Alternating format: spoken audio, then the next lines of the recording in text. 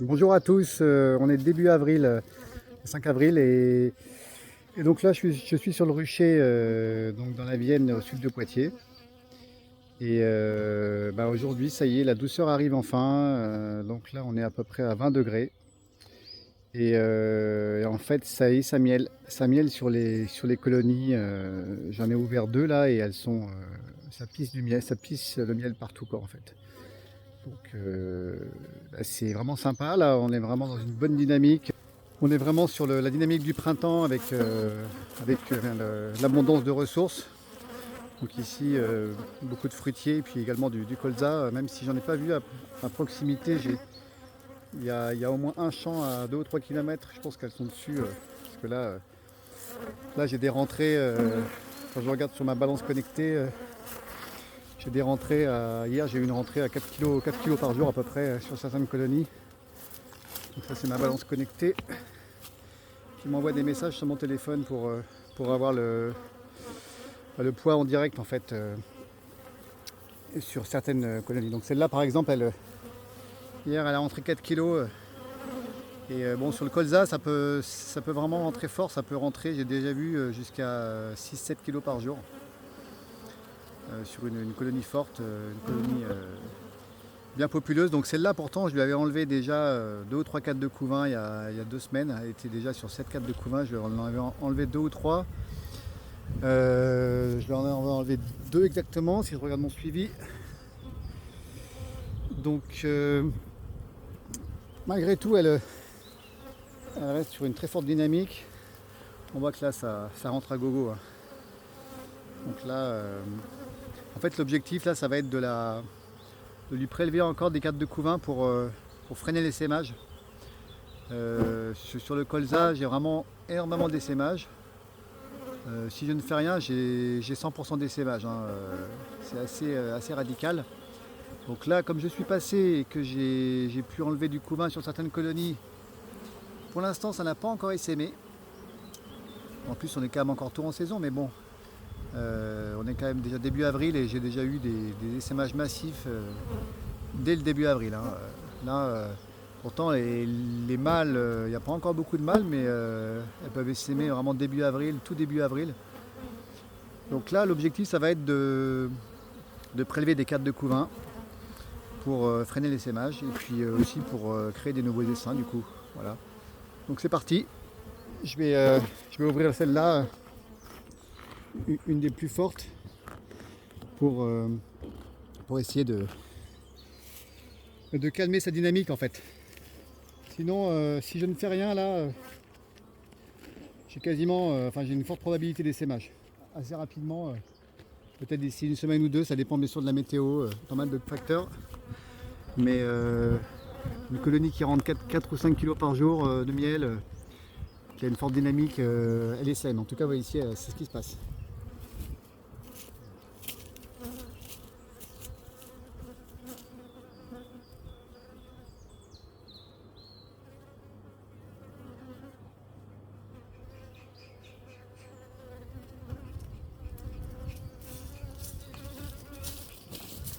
Alors c'est parti, je vais ouvrir.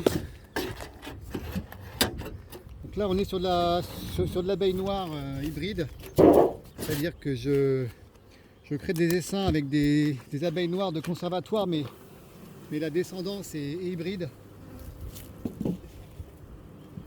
Donc j'ai des abeilles qui sont beaucoup moins douces que des buckfast. Vous allez voir, ça bouge. Mais bon,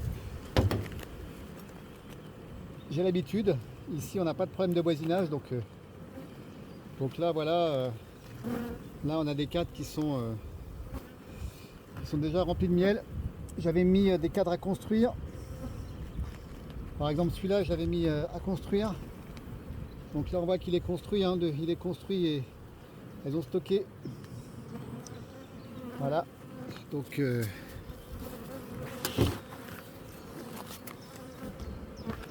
voilà, ça pousse, hein, ça pousse sur les colonies. C'est clair que ça pousse. Donc là j'ai déjà cette hausse qui doit être à peu près à moitié remplie, je dirais, en sachant qu'il y a eu vraiment un jour de mielé hier. Aujourd'hui je pense que ça va mieler fort aussi. Ah, ça c'est déjà bien rempli. Alors, donc l'idéal, ça serait de trouver la reine. Donc elle est marquée, mais bon, elle est marquée, mais il y a quand même du monde. Donc là, vous voyez, les cadres verts, c'est ce que j'avais déjà rajouté il y a fin mars, le 21 mars. Donc on va voir si les cadres ont été construits. À mon avis, oui. Vu la dynamique. Voilà. Donc voilà, le cadre a été entièrement construit et pondu. Donc ça va très vite. Malgré la météo un peu difficile ces derniers temps, là on est vraiment sur une dynamique de printemps, donc ça envoie quoi. C'est impressionnant, hein. Vraiment, quand on voit qu'elles sortent de l'hiver, enfin en mars c'était encore assez poussif, hein, et là, là ça envoie, hein. Elle construit à fond. Alors, ce cadre pourrait m'intéresser pour faire un essaim. Je vais essayer de trouver la reine quoi. L'idéal serait de trouver la reine. Comme ça je peux faire un essaim sans avoir embarqué la reine, ce qui m'arrangerait vraiment bien. Il faut que je trouve la reine. Donc là, elle est marquée, hein, mais bon, pas évident. Je peux aussi vérifier s'il n'y a pas des cellules de royal, ça pourrait déjà arriver. Donc là, je regarde le deuxième cadre que j'avais rajouté. Donc moi, je rajoute des cadres vides, sans cire gaufrée. Vous voyez, ça marche très bien. J'ai même pas mis d'amorce. Elles ont tout construit en couvain d'ouvrière, hein. Donc là, elles n'ont pas fait de détails. Entièrement construit en couvain d'ouvrière, entièrement pondu. Donc, eh bien, réfléchissez à ça. Est-ce que ça vaut le coup d'acheter de la cire dont on ne connaît pas trop la provenance? En plus, il faut passer le temps à cirer les cadres. Est-ce qu'il ne vaut pas mieux laisser les abeilles construire elles-mêmes? Moi, j'ai fait mon choix. Bon là, en rive, elles ont mis du mâle. C'est normal. J'aurais pu mettre un cadre à mâle aussi. Voilà, donc là, il y a beaucoup de mâles, hein. Maintenant, ils sont pas encore nés, hein. Mais c'est beau, hein. C'est vraiment magnifique. Elles sont dans une dynamique impressionnante. Magnifique. Donc là, il n'y a pas la reine. Pour l'instant, je cherche la reine. Ça peut durer longtemps. Elle est marquée, donc ça devrait quand même faciliter les choses, mais je vais faire 4 par cadre. Là, toujours pas de reine. Voilà, alors. Donc là, est-ce qu'elle est là? Est-ce qu'elle est au milieu? Non, je ne la vois pas. Donc là, on voit, hein, il y a du miel dans le couvain. On voit vraiment, ça commence à manquer de place, hein. Malgré le fait que j'ai enlevé 2 cadres de couvain il y a même pas 2 semaines, hein, là, elle manque de place. Alors, c'est pas non plus blindé d'abeilles, mais là, on est quand même à 13h, donc les butineuses sont toutes sorties normalement. On voit quelques mâles. Toujours pas de reine. Que du couvain, du pollen à gogo, du pollen orange. Donc sûrement du pollen de saule, beaucoup de pollen de saule. Et puis peut-être aussi déjà du colza, hein, puisque là, elles doivent aller sur le colza. Là. Quand on voit qu'elles rentrent 4 kg par jour, c'est pas sur le saule qu'elles vont rentrer 4 kg par jour ou même sur les fruitiers. Bon, toujours pas de reine. La dernière fois, elle était complètement en rive. Donc là, est-ce qu'elle m'a fait le même coup? On va voir. Alors. Magnifique cadre, hein, avec beaucoup de pollen, orange, jaune, du couvain de mâle. Donc là, vous voyez, ça c'est de la construction naturelle, mais elles m'ont fait du couvain de mâle, c'est normal. Moi, je n'ai rien contre les mâles, au contraire, je laisse les colonies faire du mâle. Ça me paraît important pour la dynamique de la colonie. Je les laisse gérer en fait. Je n'ai pas de règles. Ça m'arrive de découper le couvain de mâle pour, comme lutte contre le varroa. Mais là, elles en ont fait énormément, hein. Au niveau du mâle, là, elles se sont vraiment lâchées. Impressionnant. Par contre, il n'y a toujours pas la reine, hein. Donc, je suis un peu embêté. Pourtant je l'ai marqué, donc je pensais que ça serait assez facile de la trouver. Je l'ai marqué récemment, donc elle est bien marquée normalement. Alors comment la trouver là-dedans? Peut-être qu'elle se planque encore beaucoup de mal. Ah oui, décidément là elles se sont vraiment lâchées au niveau du mal, hein. C'est impressionnant. Elles ont fait au moins 3-4 de mal. Alors on est en pleine dynamique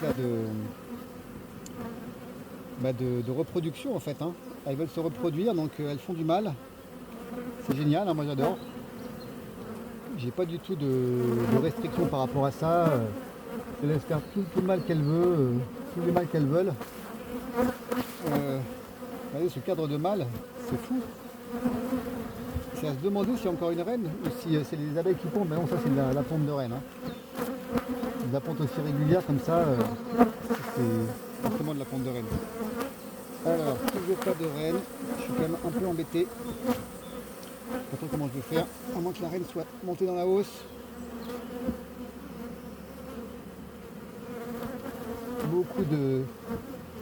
Beaucoup de pollen, là c'est l'abondance, hein, là vraiment. Quand je vois qu'on a reçu un message récent qui proposait de nourrir les abeilles, il faut quand même ouvrir les ruches aussi, hein, pour voir un peu ce que ça donne vraiment dans les ruches, parce que là nourrir ça serait quand même une aberration. Ça serait vraiment complètement décalé par rapport à la situation actuelle, où on est inversement dans une situation d'abondance. Bon, eh bien, pas de reine. C'est toujours quand on la cherche qu'on la trouve pas. Je suis vraiment embêté quand même là, parce que je m'étais embêté à la marquer, à moins qu'elle soit dans la hausse. Bon, je m'étais embêté à la marquer et elle est nulle part. Elle doit être dans la hausse, hein, je vois pas d'autre explication. Ou alors elle est au fond, elle peut se planquer un peu partout, mais là... en tout cas, je suis tombé dessus la dernière fois sans la chercher. Et là il me la faut et impossible de la trouver, quoi. Bon. Je sais pas trop comment je vais faire. Il va falloir chercher. Elle n'a plus du tout de place pour pondre. Enfin, c'est vraiment le...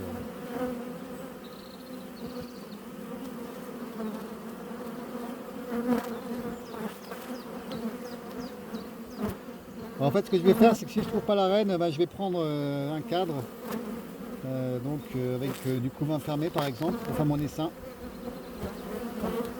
Et puis voilà quoi. Je la chercherai plus tard.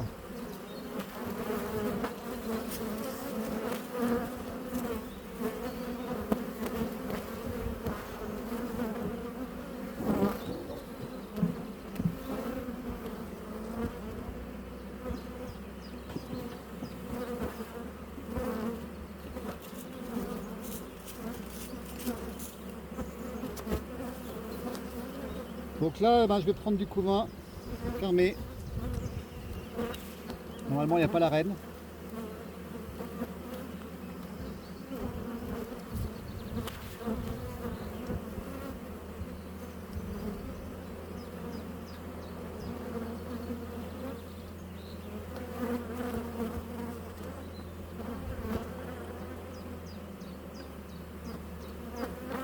Après, je vais prendre des abeilles. Alors est-ce que j'ai la reine là-dedans? A priori non, hein.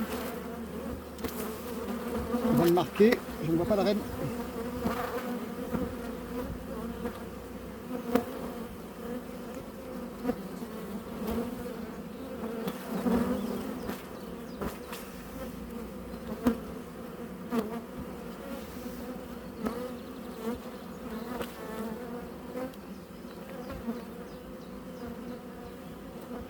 Moi je vais le prendre aussi.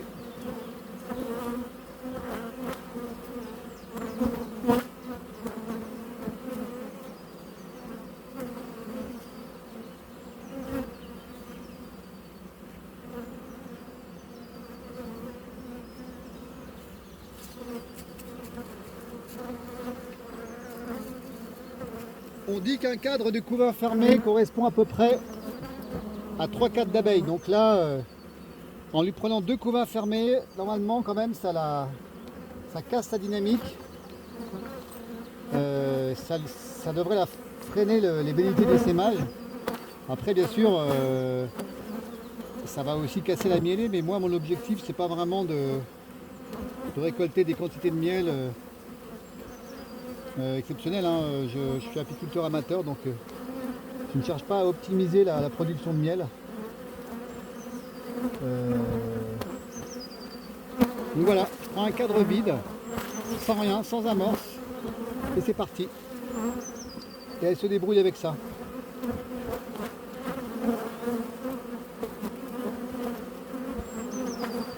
Par contre, il ne faut pas mettre 2 cadres vides côte à côte. Sinon ça marche pas. Enfin, j'ai jamais essayé en fait, mais il vaut mieux mettre des cadres à côté de cadres déjà construits, hein. Donc là,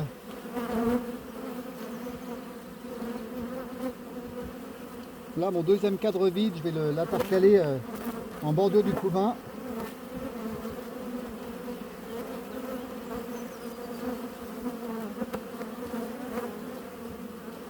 Toujours pas de raide. Donc en fait, je vais le mettre en bordure du couvain d'ouvrière. Là, j'ai ouvrière, après j'ai du mal. Donc je vais les mettre là, en bordure du couvain d'ouvrière. En espérant qu'elles me fassent de l'ouvrière quand même. Elles ont fait quand même pas mal de mal. Et là ça devrait le faire, voilà. Bon.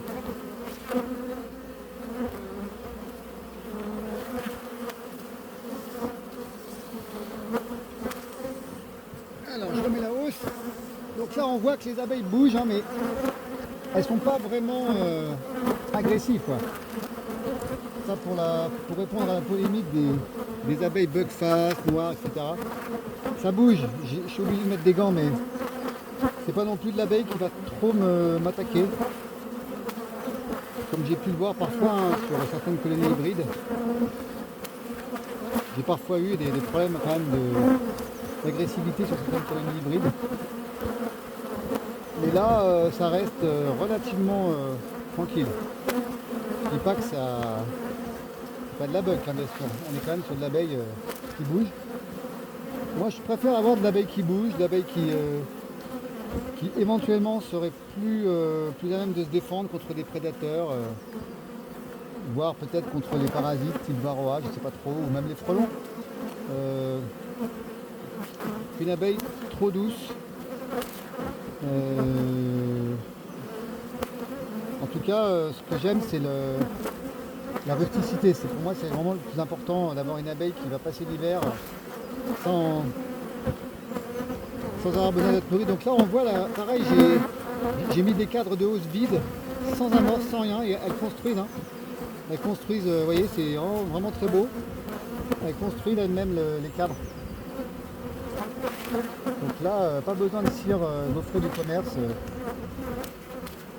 Je suis assez étonné encore que l'apiculteur en achète. Moi-même, je le faisais au départ, mais je vois plus trop l'intérêt en fait. Maintenant que je suis en construction libre,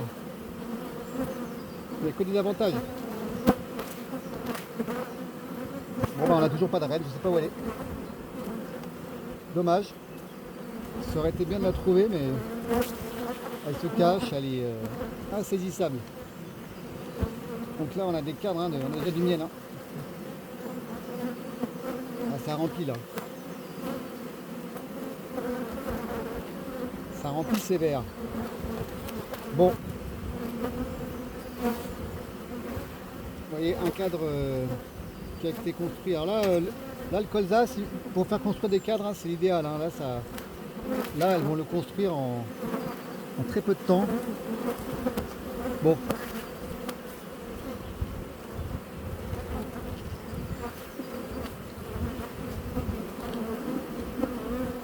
Là, je suis obligé de mettre une deuxième hausse.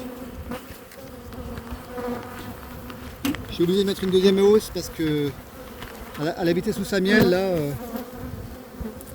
il va faire beau pendant 2 jours minimum. Vous voyez, elles sont déjà dans la deuxième hausse. Hein. Et le colza, ça peut être une hausse remplie en 2-3 jours. Donc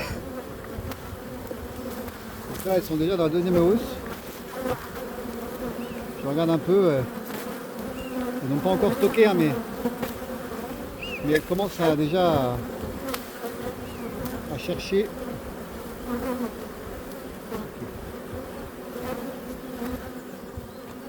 Bon, bah, j'espère que j'ai pas fait de conneries, que je n'ai pas embarqué la reine. Mais voilà, en tout cas, c'est toujours impressionnant de voir la dynamique des colonies là, début avril. Merci, à bientôt.